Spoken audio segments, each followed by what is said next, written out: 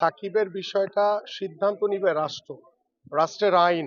সে রাষ্ট্রের আইন অনুযায়ী সাকিব যদি নিরপরাধ হয়, তার যদি কোনো মামলাগুলো রয়েছে সেগুলো যদি প্রত্যাহার করা হয় রাষ্ট্রীয়ভাবে, তাহলে সাকিব আসবে, সেখানে কারো কোনো সমস্যা নেই। এবং আমি একজন ক্রীড়াবিদ হিসেবে অবশ্যই একজন খেলোয়াড়ের যে সম্মান, তাকে সম্মান দিতে চাই, এবং সাকিবের মতো একজন লিজেন্ডারি ক্রিকেটার বাংলাদেশের হয়ে খেলবে, এটা আমরাও চাই।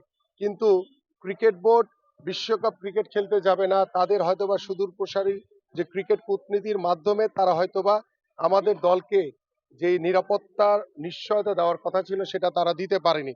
এখন তারা স্ট্যান্ডবাজি করে সাকিবের কথাটা, যেটি আপনাদের ভাষ্য অনুযায়ী যে সাংবাদিকরা প্রশ্ন করার আগেই সাকিবকে দেশে ফিরে আনার জন্য ব্যবস্থা করা হচ্ছে, এটি সিদ্ধান্ত তো ক্রিকেট বোর্ড দিতে পারে না। কারণ সাকিবের যে ইস্যুটা রয়েছে সেটা রাষ্ট্রের সাথে, রাষ্ট্রের আইনের বিষয় রয়েছে। সেই রাষ্ট্রীয় আইন অমান্য করে ক্রিকেট বোর্ডের কোনো এখতিয়ার নাই সাকিবকে ফিরে আনার। বাট সাকিবের মতো একজন লিজেন্ডারি ক্রিকেটার ফিরে আসুক, অবশ্যই আমরা এটি চাই। কিন্তু সেটিকে আনতে হলে অবশ্যই রাষ্ট্রকে সম্মান দেখিয়ে রাষ্ট্রের যে আইন রয়েছে সে আইনের প্রসিডিউরের ভিতরে সাকিবকে ফিরিয়ে আনতে হবে।